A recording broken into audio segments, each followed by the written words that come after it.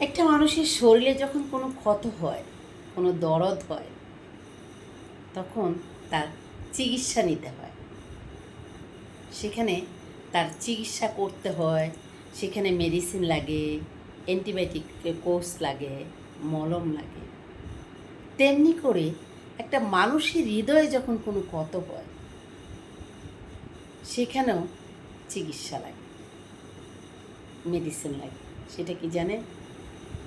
যে মানুষটা ক্ষতটা করে সেই চিকিৎসা দিয়ে ক্ষতটা সারাতে পারে। আর মানুষের মনের চিকিৎসা হচ্ছে ভালোবাসা। মানুষের হৃদয়ে একটা ক্ষত হলে সেটাকে ভালোবাসা দিয়ে সারিয়ে তোলা যায়।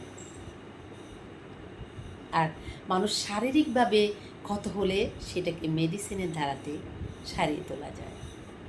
তাহলে দুটো জিনিসেরই চিকিৎসা রয়েছে। যেমন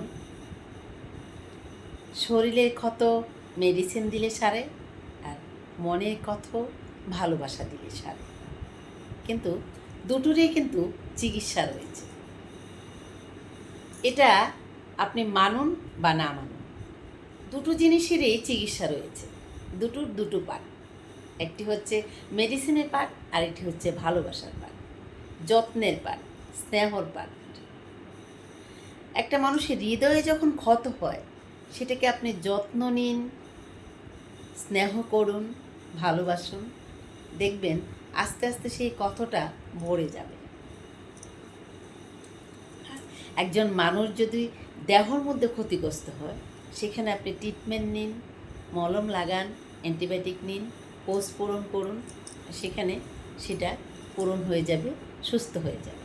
তাহলে প্রতিটা পার্টেরই আলাদা আলাদা করে সাবজেক্টের ট্রিটমেন্ট রয়েছে। এই শুধুমাত্র লক্ষ্য করে সেই ট্রিটমেন্টগুলো পালন করলেই সব কিছুর সমাধান হয়ে যায়। বুঝতে পেরেছেন? তাহলে আজ আমি বিদায় নিচ্ছি। টাটা।